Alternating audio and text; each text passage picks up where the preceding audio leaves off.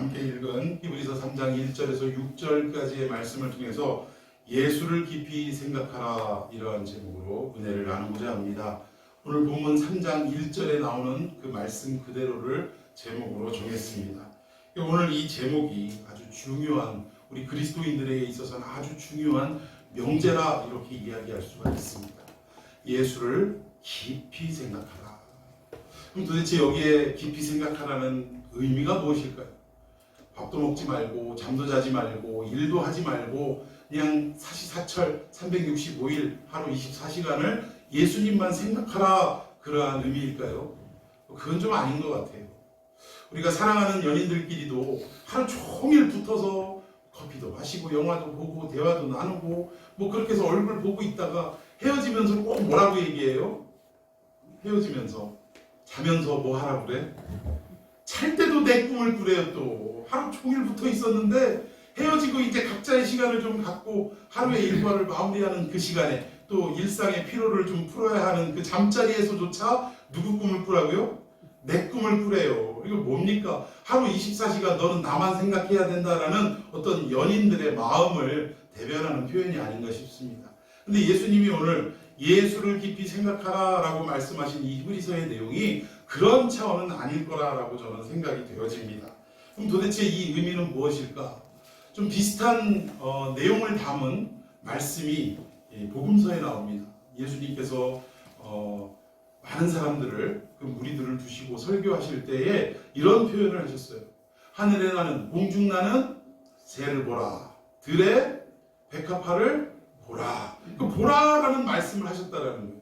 그러면 예수님이 하늘에 나는 새를 보고 또 들의 백합화를 봐라, 이 말이 다른 곳 쳐다보지 말고 날아다니는 새만 보고 있어라, 또는 들에 핀 백합화 꽃만 그냥 감상하고 있어라, 이런 뜻일까요?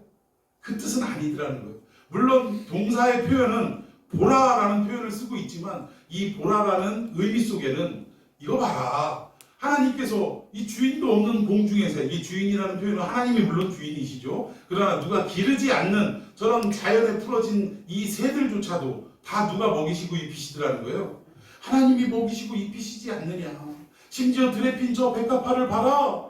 그 어떤 패셔너블한 어떤 그 뭐라 그래, 그 디자이너가, 패션 디자이너가 뭘 이렇게 디자인을 해서 입힌 것은 아니지만 누가 다 입히느냐 이거예요. 하나님이 다 입히시지 않느냐.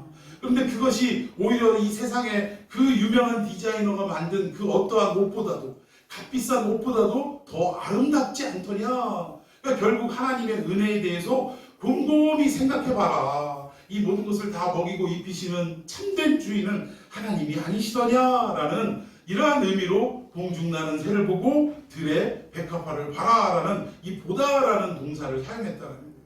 마찬가지로 여기 예수를 깊이 생각하라라는 이 생각은 thinking, 그냥 우리가 정말로 사고하는 거, 이런 거를 말하는 것이 아니라 무언가 다른 의미를 내포하고 있다는 것을 우리는 눈치챌 수가 있다는 것입니다. 자, 그렇다면 도대체 어떤 사람이 예수를 깊이 생각할 수 있게 되느냐? 우리 1절을 다 같이 한번 읽어보도록 합니다. 1절 시작. 그러므로 함께 하늘의 부르심을 받은 거룩한 형제들아, 우리가 믿는 도리의 사도이며 대제사장이신 예수를 깊이 생각하라. 아멘. 여기 보니까 부르심의 대상을 지금 두 부류로 지금 표현을 하고 있지만 사실은 다른 사람이 아니라 한 사람을 지칭하는 표현입니다. 첫 번째 표현은 뭐냐? 하늘의 부르심을 받았다라고 지금 표현하고 있어요. 누가 예수를 깊이 생각하는 사람은 어떤 사람이냐? 하늘로부터 부르심을 받은 그 사람이 예수를 깊이 생각할 수 있게 되더라. 그렇다면 하늘의 부르심을 받았다라는 말은 무엇이냐? 우리의 인생의 최종 종착지가 어디라는 거예요? 하늘이다, 그거예요. 우리가 이 땅에서 살아가고 있지만 마지막 우리가 가야 할 최후의 종착지는 바로 하늘나라다. 왜? 그 하늘에서 우리를 어떻게 하셨기 때문에? 부르셨기 때문에. 하나님이 부르시면 그 어떤 인생도 이것을 거부하거나 피할 수가 없다는 것을 믿으시기 바랍니다. 하나님이 선택하시고 너는 내 것이라, 따라서 내가 사는, 내가 머물러 있는 이 하늘나라로 너는 오라라고 명령하시면 그 어떤 항 장사를 할지라도 이 명령에 거부하거나 도전할 수 있는 사람은 없다라는 거예요. 그 말씀 앞에, 명령 앞에 순종할 수밖에 없다라는 것입니다. 근데 많은 인생 가운데 이렇게 특별하게 하늘의 부르심을 입은 사람들이 있다 그 말이에요.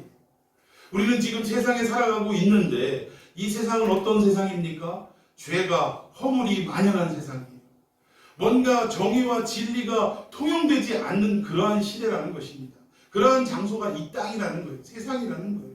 그럼에도 불구하고 우리는 아직 여기에 살아가고 있지만 마지막 우리가 가야 할 곳은 이 세상에서 마무리가 되는 것이 아니라 진정한 정의와 진정한 진리가 통용이 되는 하나님 나라, 바로 그 하늘나라인 줄로 믿으시기를 바랍니다. 그러한 사람들이 예수님을 깊이 생각할 수 있다라고 말씀하고 있는 거예요. 또 하나 뭡니까? 거룩한 형제들아 라고 지금 말씀하고 있어요. 부르심을, 하늘로부터 부르심을 받은 사람들, 그리고 동시에 거룩한 형제들, 즉 우리를 거룩하다라고 말씀하고 있다라는 것입니다. 즉 거룩하다라고 인정을 받은 우리들이야말로 예수를 깊이 생각할 수 있다라는 말을 지금 성경은 말씀하고 있는 거예요. 그러면 여기서 우리가 구별된 존재, 거룩한 존재라는 말은 뭐냐? 결국 하나님의 부르심을 입어서 이 죄악 세상으로부터 불러냄을 입은 구별됨을 받은 사람들이다라고 표현할 수 있습니다. 여러분, 우리가 지금 예배드리는 곳이 어디입니까? 교회 아닙니까? 이 교회를 헬라어로 뭐라고 그래요? 에클레시아라고 합니다. 이 에크라는 단어는 원어로부터, 영어로 얘기하면 from이라는 뜻이에요. 어디로부터, 그리고 레시아 하면은 뭡니까? 불러냄을 받다, 불러내다, 이런 뜻이에요. 그러니까 정확하게 죄악 세상에서부터 불러냈다 이 뜻은 아니지만 의미로만 생각을 하면 뭐예요? 어디서부터 불러냄을 입은 자들이 교회인데 원리를 생각해 보니까 어디에서 불러냈겠어요? 죄악 세상에서부터 하나님의 부르심을 입고 불러냄을 받은 사람들이 누구다? 교회라는 거예요. 그러니까 교회는 건물을 말하는 것이 아니라 죄악 세상에서 죽을 수밖에 없는 인생이었지만 예수 그리스도의 십자가의 은혜로 말미암아 구원을 받고 거룩하다 인칭을 받은 우리들이야말로 결국 뭐라는 얘기입니까? 거룩한 자다. 구원을 받은 백성들이다 라고 하나님은 말씀하고 있다는 거예요. 그런 사람들만이 누구를 깊이 생각할 수 있다? 예수를 깊이 생각할 수 있다라고 성경은 말씀하고 있습니다. 이런 사람들이 예수님을 바라보게 되는 것이고 이런 사람들이 예수님을 생각하고 또 그분을 전파하고 또 드러내는 삶을 살아갈 수밖에 없다라는 것입니다. 결국 이것이 뭐냐? 그분을 깊이, 즉 예수님을 깊이 생각하는 삶이다라고 성경은 표현하고 있는 거예요. 여러분 어떻습니까? 여러분들은 하늘로부터 부르심을 입은 자들임을 여러분 믿으십니까? 그리고 그 부르심을 입은 자답게 여러분들은 거룩한 삶을 살아가고 계십니까?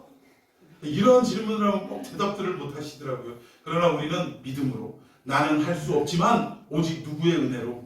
주님의 은혜로 나는 거룩하지 못하지만 누가 나를 거룩하다 여기시고 누가 나를 거룩한 삶으로 이끄시는 거예요? 우리 주님께서. 여러분 믿습니까? 그래서 오늘 여러분들은 진정한 이 시대의 교회인 줄로 믿습니다. 죄악 세상에서부터 하나님의 부르심을 입고 불러냄을 받은 그 사람들이고 여러분들이야말로 예수님을 깊이 생각할 수 있는 자격자가 된다 이 얘기입니다. 그 누구도 예수님을 생각하고 싶다고 생각할 수 있는 게 아니라는 거예요. 특별히 하나님의 이러한 특권을 입은 여러분들이야말로 예수님을 생각할 수 있는 그러한 사람인 줄로 믿으시기를 바랍니다. 자, 그런데 이 예수님을 생각해야 되는데 그것도 깊이 생각해야 되는데 도대체 예수님의 그 무엇을 생각하느냐 지금 성경이 뭘 말하느냐 이걸 또 살펴봐야 됩니다. 2절 한번 다 같이 읽습니다. 시작. 그는 자기를 세우신 이에게 신실을 하시기를 모세가 하나님의 원칙에서 한 것 같이 하셨으니. 여기서 예수님이 어떤 분이라고 소개하고 있냐면 한마디로 말하면 모세보다도 더 어떤 분이에요? 뛰어나신 분이다 이거예요. 우리가 예수님을 어떤 분이라고 생각하고 어떤 분이라고 판단하고 그를 생각하느냐? 그는 모세보다도 훨씬 더 비교할 수 없을 만큼 감히 비교 자체가 불가한 그런 분이다라고 지금 성경은 말씀하고 있는 것입니다. 자, 그런데 왜 예수님에 대한 특징만 얘기하지 굳이 모세를 끌어와가지고 비교를 하고 있느냐라는 어떤 궁금증도 생기실 텐데 그 내용은 이것입니다. 당시 유대인들은 신앙의 표본이 누구라고 생각했어요? 모세였다라는 거예요. 한마디로 얘기하면 국부가 누구였느냐? 그러니까 이 나라의 존재 자체를 누구로 인한 것이라고 생각하고 있느냐? 아브라함과 방불한 모세였다라고 생각을 한다는 거예요. 어찌 보면 이 나라의 시초를 이룬 아브라함보다도 모세를 더욱더 귀한 인물로 생각하는 게 유대인들이라는 것입니다. 그것은 아마 정통 유대인이라면 오늘 이 시대도 뭐 다를 바 없다라고 생각을 해요. 정통 유대인들은 지금도 최고 존경하고 최고 권위 있는 사람이 누구냐라고 이야기할 때 모세를 아마 첫 번째로 꼽을 것입니다. 근데 이러한 어떤 시대적 배경 또 사상적인 배경 속에 있는 유대인들로 하여금 지금 예수 그리스도를 소개하고 그분이 훨씬 더 뛰어나신 분이다라는 복음을 증거해야 되는데 여러분 한번 생각해 보십시오. 모세가 최고라고 여기고 있던 그들에게 어찌어찌해서 그리스도의 복음을 듣긴 듣고 또 영접하긴 영접했지만 아직도 그들의 사상 속에는 누가 최고라고 지금 생각되는 거예요? 모세가 최고라고 생각되고 있다는 것입니다. 근데 이런 사람들에게 복음을 증거하는데 지금 모세는 가짜야, 모세는 짝퉁이야. 그럼 진짜는 누구야? 그리스도야 라고 얘기한다면 여러분 그렇구나 받아들이시겠어요? 뭐 예를 들자면 통일교라는 그 이단 단체에서 이렇게 이야기를 한다고 합니다.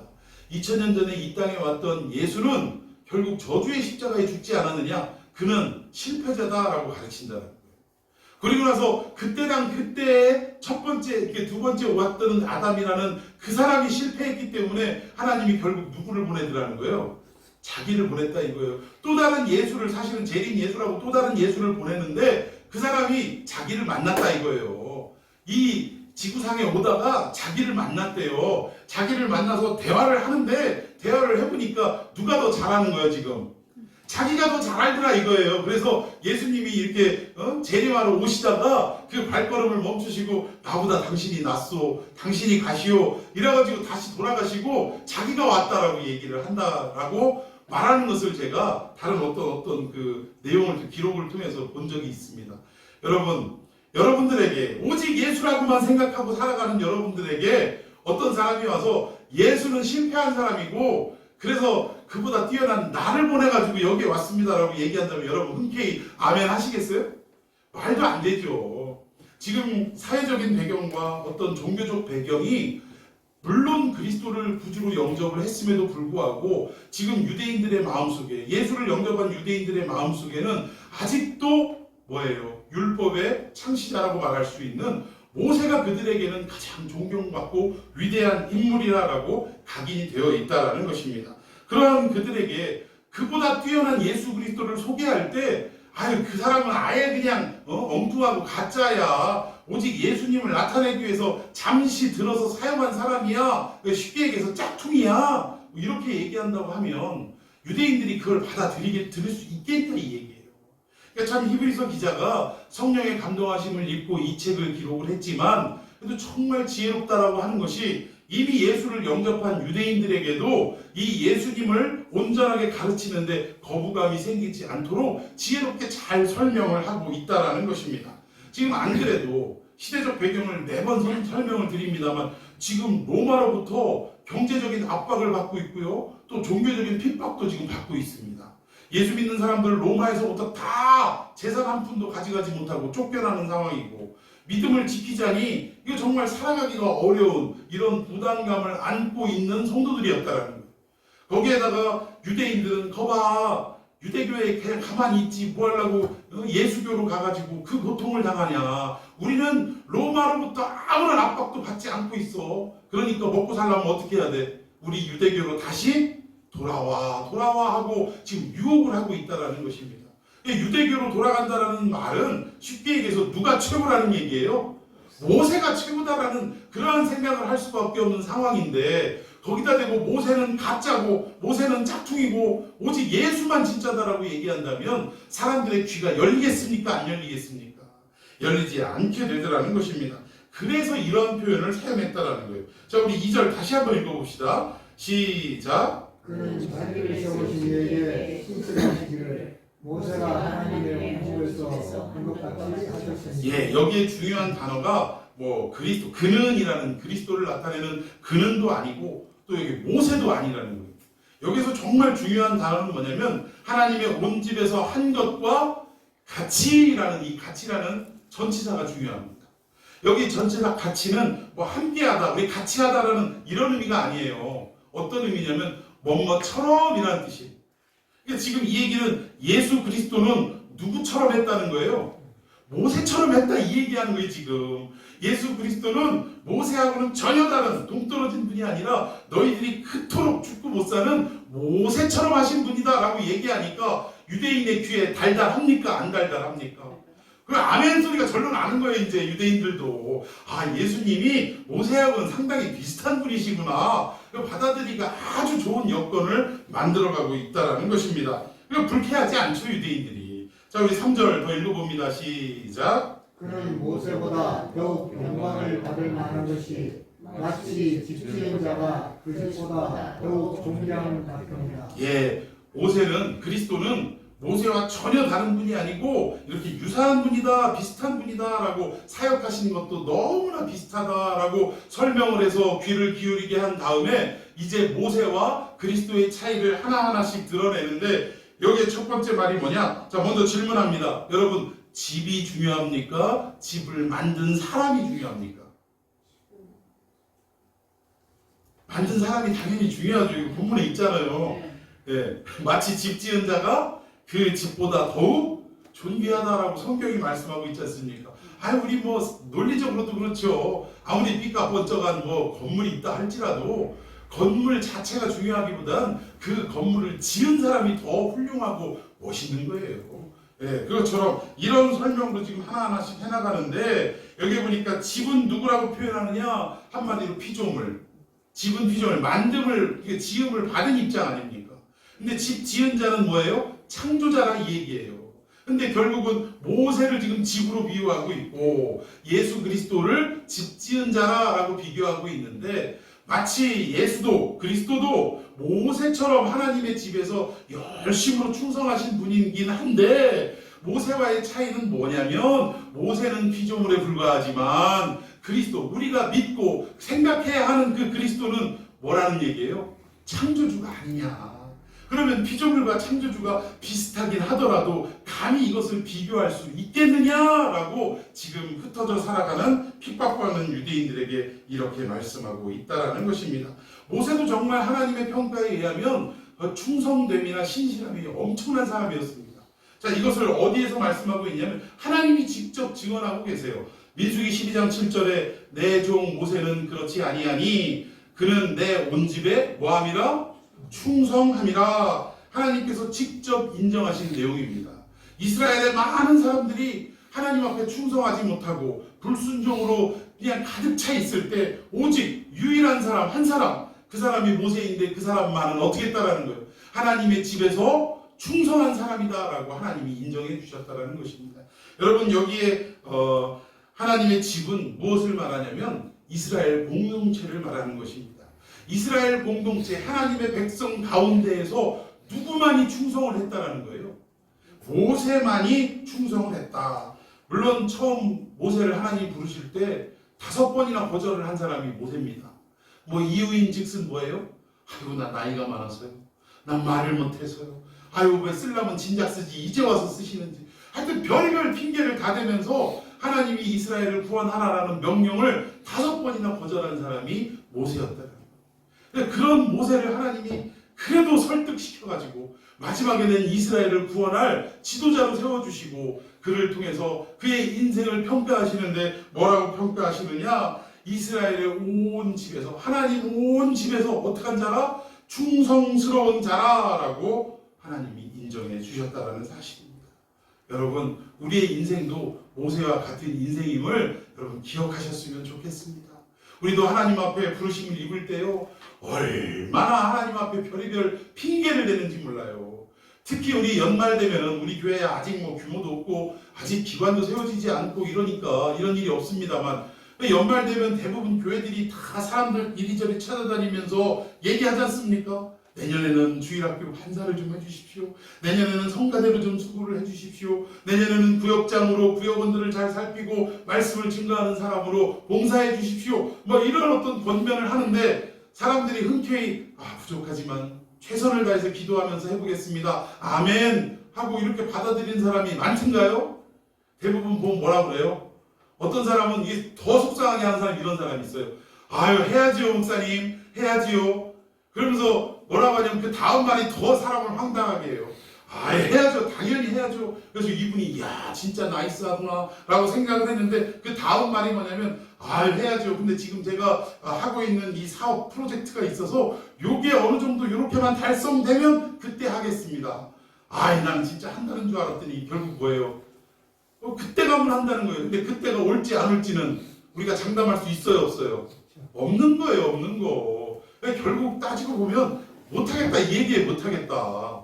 하여튼 그런 식으로 우리는 거절하고 마치 모세가 하나님 나이 먹어서 안 돼요, 나 말 못해서 못해요, 뭐 이런 것도 핑계대는 것처럼 우리도 이렇게 핑계를 대지만 하나님은 핑계대는 우리에게, 거절하는 우리에게 끝까지 찾아오셔서 어떻게 하시냐? 우리의 생각과 마음을 설득해 주시더라는 것입니다. 그리고 마침내 그 사명을 감당하도록 하나님께서 인도해 주시더라는 거예요. 그리고 나서 우리의 모든 사명의 갈 길을 걸어간 이후에 하나님은 우리를 어떻게 평가하셨느냐? 모세가 여러분 잘해서 이렇게 평가받았겠습니까? 그가 아니에요. 하나님은 그가 아닌 거 아심에도 불구하고 하나님 말씀에 순종해서 여기까지 온 사실 자체만으로도 얘야 참 수고 많았다. 내가 너를 사랑한다. 너 정말 나에게 충성했구나 라고 인정해 주시더라는 사실입니다. 여러분 계시록에 보면 12장로가 하나님의 보좌 앞에 딱 둘러서 있는데 머리에다 다 각자 뭘 쓰고 있어요? 면류관을 쓰고 있더라고요. 면류관. 다 면류관을 쓰고 있어요. 면류관은 무엇을 말합니까? 어찌 보면 우리가 이 땅에서 참 수고하고 믿음을 지켰던 상급이라고 얘기할 수 있어요. 정말 수고하고 충성했고 고생했다라는 하나님이 주시는 상이다라고 말할 수 있다라는 것입니다. 여러분 우리가 고대에도 달리기를 잘해갖고 1등을 하면 뭐를 씌워줘요? 면류관 씌워주지 않습니까? 마찬가지 개념입니다. 하늘나라에 가서 진짜 뭐 월계수관 씌워주는 거 그 개념이 아니고요. 이 땅에서 그런 개념이 있기 때문에 하나님이 이해하도록 하기 위해서 면류관을 썼다라고 표현을 하는 거예요. 그런데 아이고 이 12장로들이 면류관을 쓰고 서로가 보면서 아유 김 장로 참 수고했구만, 면류관이 잘 어울리네, 이럴 거 아니겠습니까? 그런데 서로가 서로를 칭찬하면서 수고했다고 격려하고 있는데 누가 나타나요? 어린 양이 딱 보좌 위에 앉으시는 거예요. 보좌에 앉으시는 순간 성경에는 다른 거 기록 없어요. 12장로가 자기의 면류관을 다 벗어서 누구에게 돌리더라? 어린 양께 돌리더라. 이게 무슨 말인지 아십니까? 다 지들이 잘나갖고 이거 쓴 거 합당하다라고 여기고 있었는데 어린 양이 나타나는 순간 보니까 뭐예요? 내가 잘해서 이걸 쓴 게 아니라 다 누구의 공로더라 이거예요. 어린 양의 공로더라. 이거를 깨닫고 나서 속된 말입니다. 쪽팔려요, 안 쪽팔려요? 내가 잘해서 이거 썼구나라고 생각했던 장로들이 창피한 거예요, 창피한 거. 슬그머니 이거를 벗어갖고 누구에게 돌리더라. 이게 모든 게 내 잘나선 줄 알았더니 누구의 은혜입니다. 누구의 은혜더라? 우리 어린 양의 은혜더라. 할렐루야 하면서 돌려드리더라는 것입니다. 이게 하늘나라의 광경이에요. 이 땅에서도 우리가 정말 잘나서 이 사명을 잘 감당해서 충성됐다라고 칭찬받는 게 아니라 어린 양의 공로로 이것을 잘 감당할 수 있도록 하셨음에도 불구하고 마치 어린아이가 숙제로 그림 그리기 숙제를 하는데 옆에서 누가 다 그려줘요? 엄마가 다 그려주고 다 그린 다음엔 그림을 딱 보면서 뭐라고 얘기해요? 아유 우리 강아지 그림도 잘 그렸네. 아예 엄마가 다 그려놓고 뭘 애가 그렸다고 칭찬을 하냐 이거예요. 이 논리와 다를 바가 하나도 없다라는 것입니다. 여러분 우리도 정말 잘나서 이 모든 일들을 감당하는 것이 아니라 하나님으로부터 부르심을 입었다라는 것 자체도 감사하지만 이 모든 일을 행할 때도 우리는 불순종과 불신으로 행했지만 하나님은 끊임없이 인내를 가지고 우리를 설득하시고 이해시키고 우리를 납득시켜서 마침내 하나님의 사역자로, 하나님의 사명자로 완성시켜 가시더라는 거예요. 이것이 구원의 완성이라고 이야기를 하는 것입니다. 그러니 우리는 결국은 우리의 모든 공로를, 우리의 모든 면류관을 누구 앞에 돌릴 수밖에 없는 겁니까? 하나님께, 어린 양께 돌려드릴 수밖에 없다라는 거예요.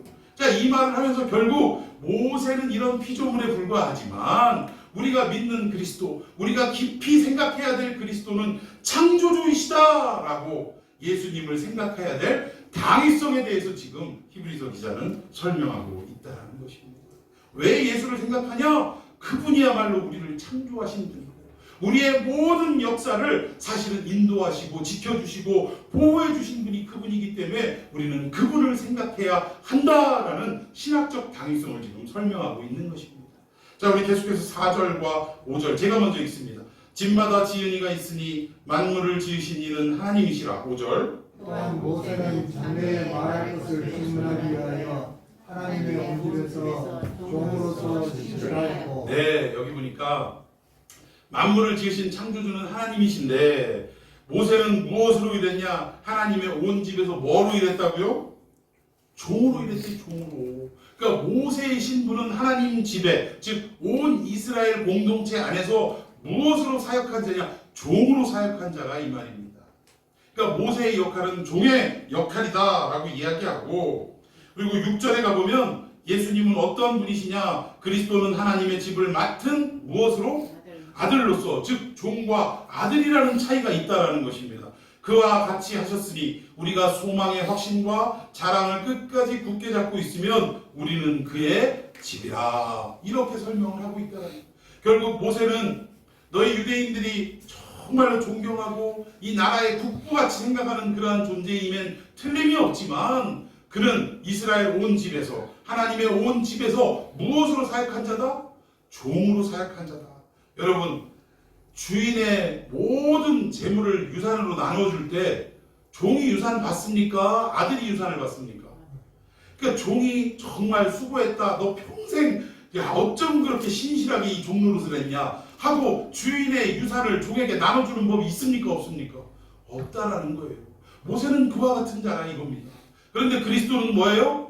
온 집에서, 하나님의 온 집에서 똑같이 수고하고 모세처럼 그렇게 고생을 하신 분이면 틀림이 없지만 그분은 아들이기 때문에 하나님의 모든 이 소유권을 어떻게 해요? 유산으로 상속받을 수 있는 분이시다 이 얘기입니다.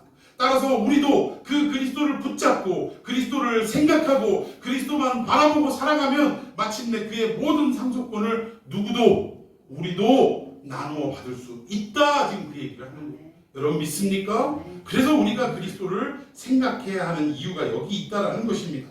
여기에 하나님의 온 집은 아까 이스라엘 공동체라고 이야기를 했는데 신약시대에 넘어오면 이스라엘의 공동체가 사실은 어떤 한 민족에 국한된 것이 아니라 어떻습니까? 전 세계로 확산이 됩니다. 그러므로 인해서 하나님의 온 집이 이제는 이스라엘 공동체를 뛰어넘어 무엇이 됩니까? 하나님의 교회가 될 수밖에 없다라는 거예요. 즉 이스라엘을 향하신 하나님의 모든 말씀은 이 신약시대로 넘어오면서 하나님의 교회를 이룬 성도들을 향한 하나님의 말씀이다라고 해석할 수 있다는 것입니다. 이 하나님의 교회, 이 교회의 주인이 누구예요? 하나님 맞죠? 그럼 하나님의 교회라고 말을 하긴 해야 되는데 이놈의 이단이 꼭 하나님의 교회라고 하니까 표현하기가 참 껄쩍지근하네요. 참 빨리 되찾아야 할 줄로 믿습니다. 이 하나님의 교회, 바로 우리들을 말한다라는 것입니다. 그리스도는 이렇게 집을 맡은 아들로서 충성되게 신실하게 일을 하셨지만 모세는 뭐예요? 그리스도의 모형, 즉 짝퉁인 그런 종의 신분에 불과하다라고 히브리서 기자는 우리가 왜 예수님을 생각해야 되느냐? 그분이 창조주며 그분이 하나님의 신실한 아들이시기 때문에 우리가 그를 생각해야 한다라고 이유를 말씀하고 있습니다. 그리고 나서 더 나아가서 왜 예수를 깊이 생각해야 되는지 구체적인 이야기 몇 가지를 하면서 오늘 본문의 이 내용들을 마무리하고 있습니다. 자, 우리 6절 다시 한번 읽어봅니다. 시작. 그리스도는 하나님의 집을 맡은 아들로서 그와 같이 하셨으니 우리가 소망의 확신과 사랑을 끝까지 굳게 잡고 있으면 우리는 그의 집이라. 여기 첫 번째가 소망의 확신입니다. 왜 우리가 예수 그리스도를 깊이 생각해야 되는지 이유가 그분만이 우리의 뭐가 되시기 때문에, 소망이 되시기 때문에 이 소망의 확신을 가지라라고 말씀하고 있다라는 거예요. 여기에 소망이라는 말은 망자가 바랄 망자 아닙니까? 그러니까 바라본다라는 태도를 말하는 게 또 아니에요. 여기서의 소망을 말하는 것은 어떤 태도를 말하기보다는 그 소망의 내용이 무엇이냐라는 것에 강조점을 두고 있다라는 것입니다. 여러분, 그리스도가 어떤 분이십니까? 그리스도는 아까 앞에 설명한 것처럼 그분이야말로 우리를 만드신, 지으신 창조주임에 틀림이 없다라는 거예요. 우리 예수 그리스도는 우리를 지으신 분이신 줄로 믿습니다. 그리고 하나님의 온 집을 맡은 아드님이시라는 거예요. 성자 예수님이라는 사실입니다. 그러니까 막연히 그분은 실체 없는 어떤 존재가 아니라는 거예요. 우리가 분명하게 바라볼 수 있고 만져볼 수 있고 또 우리가 느낄 수 있는 그 예수님이다라고 말씀하면서 그분이 우리의 창조주가 되시고 그분이 우리의 진정한 소망의 내용이 되신다라고 밝히고 있다는 것입니다. 그래서 그분이 우리의 소망이 되어야 하고 그분만이 우리의 유일한 소망임을 확신하며 살아가야 한다라고 히브리서 기자는 6절에 말씀하고 있다는 것입니다. 자, 두 번째는 자랑하라라는 거예요. 자랑하라. 여러분, 그리스도가 여러분의 삶 속에 지금 자랑이 되고 계십니까? 자랑이 되고 계세요? 여러분 직장이나 여러분들 만나는 모든 삶의 지경에서 나 예수님 믿는다? 하고 자랑하는 분이 있어요? 그분이 여러분의 자랑이 되는 거 정말 확실합니까? 그리고 또 우리가 정말 은혜가 충만해가지고 나 어제 교회 가갖고 얼마나 은혜 받는지 우리 예수님이 그냥 얼마나 우리를 사랑하시는지 막 은혜를 빵빵하게 부어주셨어 라고 막 간증하고 자랑하고 뭐 이렇게 했는데 세상 사람들이 그 얘기를 듣고서 어머 얘 부러워 죽겠다 얘 이렇게 반응합니까? 아니에요. 오히려 그 얘기 들으면 어디 아픈 사람이 그냥 위아래를 한번 훑어보고 정신 나갔구먼. 이 교회가 그러니까 욕먹는 거예요 하면서 어때요? 교회를 향해서 성도들을 향해서 어떻습니까? 손가락질을 하게 되더라는 것입니다. 근데 성경은 뭐하고 있어요? 예수를 깊이 생각하는 진짜 내용은 어떤 거를 예수님을 깊이 생각한다라고 말하냐면 정말 예수님을 내 삶의 모든 자리에서 자랑하며 사는 것을 예수를 깊이 생각한다라고 말하고 있다라는 것입니다. 여러분 신약 성경에 와서 정말 예수 그리스도를 전 인생을 걸고 자랑했던 한 인물이 있습니다. 그가 누구냐? 여러분 잘 아는 사도 바울이에요. 바울은요 그냥 내버려 두면 그냥 금수저 집안에서 태어나서 출세가 보장되어 있는 사람이 바울이었다라는 것입니다. 이 사람은 히브리인 중에 히브리인이다라고 자기 스스로를 밝히고 있어요. 베냐민 집하고 히브리인 중에 히브리인이고 또 이분은 날 때부터 다른 사람들은 돈을 잔뜩 벌어서 그 돈을 다 싸질머지고 내가지고 로마 시민권을 사는데 이 사람은 어때요? 바울은 날 때부터 로마 시민권자였다는 거예요. 여러분 지금도 미국 시민권을 가지고 있으면 여러분 대우가 달라집니까? 안 달라집니까? 달라져요. 아이고 외국에서 무슨 일이 생겼을 때 참 이게 비극입니다만 내가 한국 국민으로서 대한민국 국민으로서 뭔가 억울한 일을 당하고 어려운 일을 당했을 때 우리 여권을 들이밀고 대한민국 국적임을 딱 드러냈을 때 누구보다도 대한민국 국민의 안위와 어떤 모든 어떤 그 권리를 보장받게 하기 위해서 그 나라에 다 누가 파견되어 있어요. 대사관에 대사들이 파견되어 있지 않습니까? 근데 그 사람들이 한 생명, 한 국민의 권리와 안전을 보장하기 위해서 최선의 노력을 다하고 있더냐 이 얘기예요. 아닙니다. 그런데 미국은 어때요? 한 사람, 내 국민 한 사람 구하기 위해서 어떠한 돈이 투여되고 어떠한 상황이 어려움이 있다 할지라도 그거 생각하지 않습니다. 내 국민 하나 건져내기 위해서는 그냥 세상의 그 어떤 것이라도 다 감수를 하면서도 한 생명 구하는데 올인을 하더라 이거예요. 이 정도 대우를 받는 미국 시민권이라면 여러분 받을 만한 겁니까? 아닙니까? 할 수만 있으면 받으면 좋지요. 대우 받으면 살아간다 이 얘기입니다. 근데 그때 당시에 로마 시민권은요 이것보다 더했어요. 심지어 사람을 죽여도 로마 시민권자가 사람을 죽여도 이 사람을 이 황제 앞에서 재판을 하기 전에는 이 사람을 처형할 수 있어요 없어요? 로마 시민권자는 함부로 처형할 수가 없습니다. 그러니까 이런 어떤 권리를 누리고 살아가는 게 로마 시민권자였다는 누가? 바울이 태어나면서 이걸 가지고 살았다는 것입니다. 거기다가 아주 그냥 가방끈도 길어가지고 가말리엘의 문화생이었대요. 우리나라로 북한에서 표현하자면 서울대 최고 석좌 교수의 수제자였다라고 말해도 과언이 아니라는 것입니다. 이 정도로 배움도 뛰어나고 가문도 확실하고 모든 권리가 그에게 주어져 있는 아주 그냥 날 때부터 금수저도 아닌 다이아 수저임에도 불구하고 그는 예수 그리스도로 인해서 이 모든 것들을 다 뭘로 여겼대요? 배설물이 뭐예요? 똥덩어리로 여겼다 이거예요. 똥덩어리로 여기고 여러분 이렇게 볼일 보신 거 귀하게 여기면서 냄새도 맡아보시고 이리저리 살펴보시고 하는 분 계세요? 내 것도 못 만집니다. 더러워서. 이런 어떤 더러운 것으로 여기고 가차없이 버려버렸다라는 거예요. 여러분 음식 쓰레기 버릴 때 아주 그냥 소중하게 끌어안고 가가지고 살그머니 놓고 오시는 분 있어요 없어요? 없잖아요. 그냥 행여나 내 바지에 묻을까 손에 묻을까 그냥 비닐로 덜렁덜렁 들고 가서 그냥 그 쓰레기 모으는 데다가 어떻게 해요? 미련도 없이 후회도 없이 확 던져버리고 마는 게 우리의 모습 아닙니까? 오늘 세상의 그 모든 것들을 사도 바울은 어떻게 했다고요? 배설물처럼 휙 던져버리고 말았다라고 성경은 말씀하고 있습니다. 근데 그 분기점이 어디냐 이거예요. 분기점. 인생의 최고의 가치라고 여겼던 학문이나 가문이나 또는 자기의 모든 미래에 대해서 배설물로 여기고 그냥 가차없이 버린 분기점이 어디냐 이겁니다. 그가 그렇게 생각을 한 분기점은 예수 믿는 자들을 체포하기 위해 다메섹 도상으로까지 달려가는 도중에 그 도상에서 만난 부활하신 예수님을 만나고서부터라는 거예요. 여러분 바울이 성경에도 능통한 사람이고 그러니까 구약에 능통한 사람인데 아예 오시기로 작정되어 있는 메시아를 알았겠어요? 몰랐겠어요? 당연히 알았죠. 이스라엘 사람이라면 이 사실을 모르는 사람이 없어요. 삼척동자라도 다 아는 거예요. 우리를 구원하기 위해 누가 온다? 여인의 후손된 메시아가 온다. 이건 다 아는 거예요. 근데 문제는 뭐예요?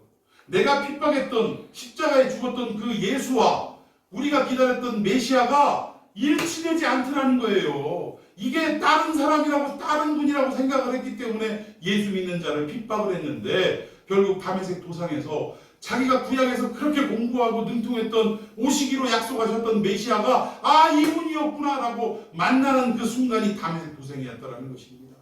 그 만남의 역사를 통해서 자기가 이때까지 최고의 가치를 부여하고 최고라고 여겼던 모든 것들을 배설물로 여기는 버려버리는 그러한 분기점이 되었다라는 거예요. 여러분 오늘 이 바울이 뭐 자기의 학문도 가문도 모든 것도 배설물로 예수님 만나서 배설물로 여겼다라는 이 말 때문에 잘못 곡해하는 신학도들이나 목사님들이 있어요. 아 이거 봐라 뭐 신학교에서 공부하는 게 뭐 중요하냐 성령님만 충만하면 되지 이러면서 공부에 어때요? 공부를 모든 신학 학문을 뭐로 여겨요?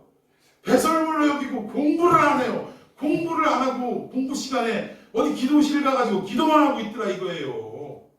여러분 이것처럼 답답한 게 없어요. 바울이 한 의미는요. 자기가 배웠던 모든 학문, 자기가 살아왔던 모든 배경들, 이 모든 것들을 배설물로 여겼다라는 것은 무슨 표현이냐면 더 나은 가치를 만났다 그 얘기예요. 여러분 연인끼리도 그런 거 있지 않아요?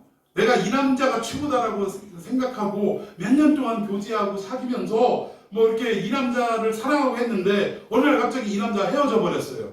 그럼 마음속에 공허가 옵니까 안 옵니까? 경험 안 해보셨어요? 소식적인 경험 안 해보셨어? 공허가 올 테죠. 이 남자가 전부라고 생각했는데 그런데 이 모든 마음의 병과 이 공허함이 한순간에 싹 씻어서 내리는 사건이 있는데 그게 뭐예요? 내가 만났던 놈보다 더 좋은 놈을 만나는 순간 그때 어떻게 돼요? 예전의 아픔과 예전의 공허함과 모든 근심, 걱정, 두려움들 어떻게 돼요? 한순간에 사라지고 말더라 이겁니다. 자기가 유대 교도로서 히브리인 중에 히브리인으로서 로마 시민권자로서 가말리엘의 문화생으로서 이것이 최고라고 여겼던 바울의 인생이었는데 어느 순간 예수 그리스도를 만나는 그 순간 어떻게 된 거예요? 이 모든 것들이 예수님에 비하니까 어떻다는 거예요? 똥덩어리구나. 이거 아니구나. 이게 나에게 영생을 주는 거 아니고 이것이 나에게 구원을 주는 것은 아니구나 라고 생각을 했다라는 것입니다. 오늘날 착각하는 신학도들 또 목사님들 분명히 아셔야 되는 것은요. 여러분 믿음은 어디에서 나요? 들음이라는 게 뭐예요? 들음이라는 게 배움 아닙니까? 여러분들은 지금 부족하지만 이 교회의 목사인 저의 설교를 통해 하나님의 말씀을 좀 배우고 있는 상황이라는 거예요. 여러분 동의하십니까? 이렇게 말씀을 들음으로 배움으로 뭐가 생기더라는 거예요? 믿음이 생기더라는 거예요. 그런데 이 배움은 어디에서 근거한 거여야 돼요? 그리스도의 말씀에 근거해야 된다는 것입니다.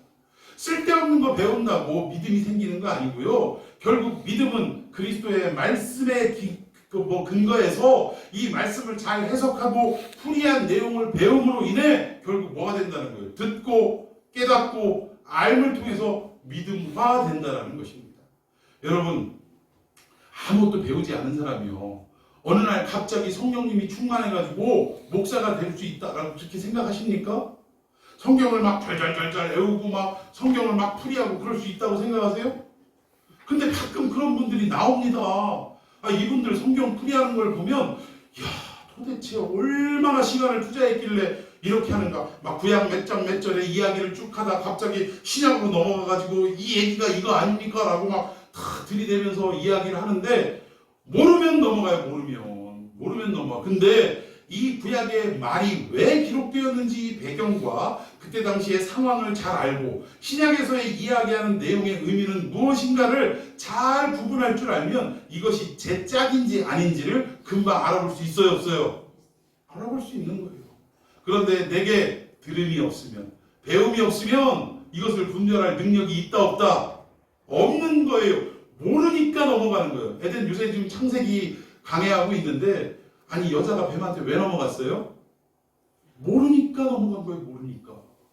동산 중앙에 있는 나무의 실과는 먹지 말라. 먹는 날에는 정령 죽으리라. 그리고 나머지 모든 동산의 나무의 열매는 임의로 먹어라 라고 얘기했는데, 이 두 가지의 분명한 하나님의 말씀을 몰랐어요. 뱀이 와갖고 뭐라고 딱 떠봤냐면, 모든 나무의 열매를 먹지 말라더냐? 라고 하니까 한다는 소리가, 너희는 먹지도 말고 만지지도 말라고 하더라 라고 하나님이 하신 말씀을 긴가 민가 아리까리 하면서 대답을 하니까 사탄 마귀가 왔다 하고 그냥 이거를 낚싯발을 확 꿰버렸다라는 것입니다. 결국 우리도, 여러분, 성경에 유혹이라는 말과 미혹이라는 말이 있는데 이 둘의 차이를 아십니까? 너희들은 마지막 날에 미혹당하지 않도록 조심하라 라는 말씀이 있는데, 미혹과 유혹의 차이가 뭔지 알고 계세요? 여러분, 유혹은요, 알고도 넘어가는 거예요. 알고도 넘어가는 거예요. 어디서 예쁜 여자가 옆에 와가지고 막 꼬시는 거예요, 나를. 유혹하는 거예요.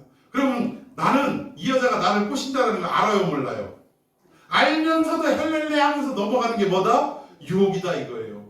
근데 이 여자가 지금 뭘 하는지조차 나는 모르고 넘어가면 그게 미혹이다 이거예요. 사탄 마귀는 우리를 유혹하는 게 아니라 어떻게 합니까? 미혹하더라는 거예요. 그럼 우리가 미혹당하지 않으려면 어떻게 해야 돼요? 배우고, 익히고, 기도하고, 말씀 연구하고, 깨달아야 할 거 아닙니까? 여러분, 그걸 얘기하는 거예요. 그러니까 바울이 배설물로 여겼다고 해서 이 배운 모든 것들이 그냥 다 이제 사용 안 하고 예수님만 바라보고 예수님이 말씀하시는 거를 귀로 듣고 막 이렇게 살아갔다, 그 얘기가 전혀 아니라는 것입니다. 그러니까 최고의 가치를 어디에다 뒀느냐? 옛날에 내 인생이 돈이 최고라고 여기고 살았고 명예가 최고라고 여기고 살았는데, 예수님을 진짜로 만나보니까, 그러니까 대충 만난 게 아니라 진짜로 정면으로 한번 만나보니까, 정통으로 만나보니까 돈이 최고가 아니고 누가 최고라는 거예요? 예수님이 최고셨구나 라는 것을 깨달았다는 거. 그럼 그 다음부터 돈 하고 살아가는 인생이 어떤 인생으로 바뀌게 돼요? 예수라는 인생으로 바뀔 거 아니겠습니까? 그런 차원이지 배설물로 여겼다라는 것은 전혀 이것을 사용하지 않는다, 그런 의미가 아니라는 거예요. 여러분, 마태복음에 예수님이 그 비유하신 내용 중에 밭 가는 농부의 비유가 나옵니다. 이 농부는 주인이 아니라 소작농이었던 것 같아요. 그래서 그 밭을 매일같이 어제도 갈았었고 오늘도 갈았었고 내일도 갈아야 되는 그러한, 그래야 돈벌이가 되니까. 그런데 어느 날 밭을 갈다가 뭐를 발견합니까? 보화를 발견했어요. 보화를 발견한 이후에 농부의 행동은 어땠습니까? 집으로 돌아가서 자기의 소유를 전부 팔아서 뭘 샀더라? 밭을 샀더라.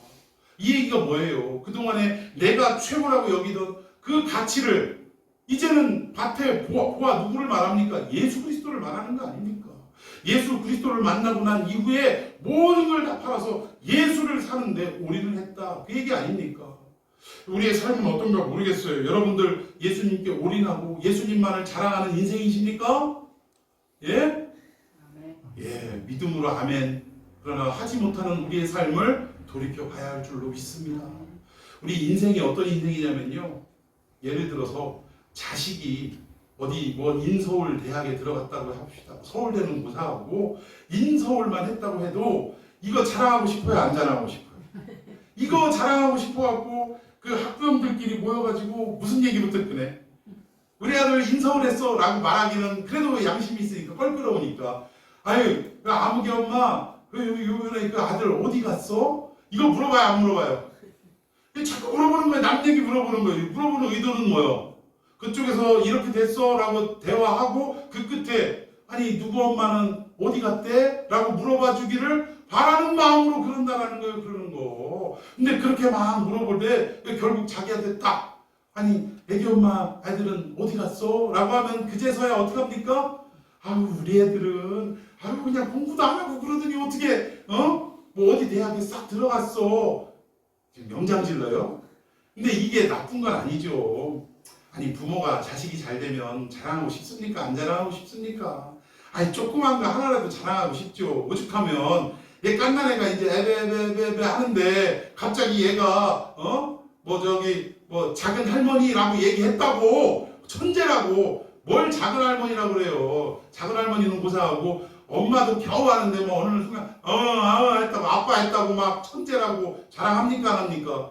이게 우리 타락한 인간의 속성이에요. 그렇다고 뭐 그걸 나쁘다라고 얘기할 수는 없겠죠. 근데 중요한 것은 우리의 인생을 새롭게 하고 우리의 삶의 모든 해답을 쥐고 계신 예수님을 우리가 만났다면 그럼 어떠한 어려운 세파 속에서도 어떻게 해야 돼요? 그분만을 깊이 생각해야 되는데 깊이 생각한다는 두 번째가 뭡니까? 그분을 어떻게 하라는 거? 자랑하라 이 얘기에 자랑하라. 오늘 바울은요 그 부활한 예수님을 다메섹 도상에서 만나고 난 다음에 뭐라고 이야기했냐면 나는 복음을 부끄러워하지 아니한다라고 얘기했어요. 복음을 부끄러워하지 않는다라는 말은 역으로 생각하면 복음을 자랑한다 이 얘기입니다. 그런데 좀 소극적으로 표현하는 것 같은데 그게 그럴 수밖에 없었어요. 그 당시에는. 왜? 예수님이 어디서 죽으셨어요? 십자가에서. 근데 그 당시 사람들의 인식 속에는 십자가는 뭐로 통용이 됐습니까? 저주의 형틀, 사형틀, 재수 없어. 이런 걸로 통용이 됐다라는 거예요. 그러니까 사람들은 십자가 얘기만 꺼내도 부끄러워지는 그런 시대였다라는 것입니다. 그런데 오늘 바울은 나는 십자가를 자랑해 이럴 수는 없잖아요. 그런 시대 속에. 그것을 이게 시대의 어떤 상황을 이해하고 뭐라고 표현했냐? 나는 복음을 부끄러워하지 않는다라고 표현을 했다는 거예요. 오늘 여러분들 복음을 부끄러워하지 않고 자랑하며 살아가고 계십니까? 이러한 삶이 되어야 할 줄로 믿습니다. 안 그래도 교회 이제 끝나고 내일 출근하면 어제도 갔다 왔어? 라고 물어봐요? 안 물어봐요? 물어봐요. 이런 시대에 자랑은커녕 말 꺼내기조차 어려운 이런 상황인데 그럼에도 불구하고 이 어려운 시대 속에 그때 당시에도 로마의 핍박이 있었고 유대교로 돌아오라는 이런 어떤 유혹들이 있었지 않습니까? 그럼에도 불구하고 히브리서 기자는 흔들리는 이 유대인들에게 개종한 유대인들에게 뭐라고 말씀하고 있냐? 예수의 십자가를 어떻게 하라고요? 자랑하라고.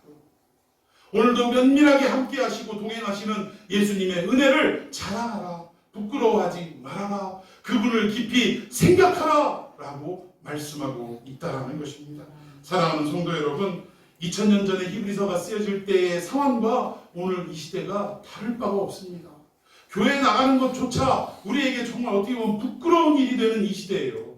갔다 왔냐라고 확인하는 이 시대고 하여튼 뭐 방송에는 교회 무슨 코로나 이게 얼마나 많이 보도가 되는지 모릅니다. 이러한 상황 속에 우리가 살아가고 있지만 그럼에도 불구하고 이 모든 어려움들을 우리가 이겨내고 극복할 유일한 정답이요 해답은 예수를 깊이 생각하는 것인 줄로 믿으시기를 바랍니다. 예수를 깊이 생각한다는 것은 그분만을 바라보고 의지하고 그분만이 우리의 소망이며 그것을 확신하며 살아가는 것이고 어디에 가서도 십자가 자랑하고 예수의 복음을 자랑하며 살아가는 삶이라는 거예요. 이게 예수를 깊이 생각하는 것입니다.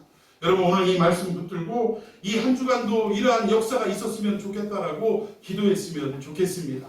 말씀 마무리하기 전에 우리 참평학기 주보에 보면 나옵니다. 참평안하고 영어로 발음을 하면 참이 C로 시작이 돼요. 그리고 P가 이제 평안할 때 P, 안은 A 이렇게 시작되는데 그 C를 참이라는 말을 제가 영어 단어로 참인이라는 단어를 이렇게 차용을 했습니다. 매력 있는 이라는 뜻이에요. 여러분, 이 시대에 우리가 정말 이 어려움 속에서도 예수만을 붙들고 예수만을 생각하고 이렇게 살아갈 때 우리는 어떤 성도가 되느냐? 세상으로부터도 매력 있는 성도로 우리는 인정을 받게 될 줄로 믿습니다. 여러분, 우리가 오직 예수뿐이다라고 자랑하고 고백하면 세상은 온갖 조롱과 희롱을 우리에게 쏟아놓을 수밖에 없다라는 거예요. 당연히 그것에 공감한다라는 이 사람이 없습니다. 그럼에도 불구하고 우리는 예수를 끝까지 생각하고 자랑하게 되면 어떤 일이 일어나는지 아십니까?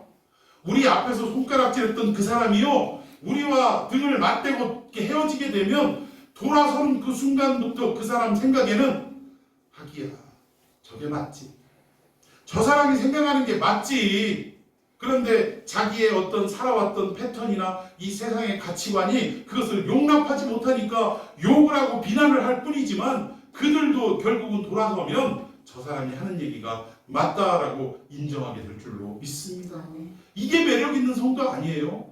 참평한 교회의 참 매력 있는 교회, 매력 있는 성도를 이루어가는 저와 여러분이 되기를 예수님의 이름으로 축원해 드리겠습니다. 자, 오늘 말씀 붙들고 기도합시다.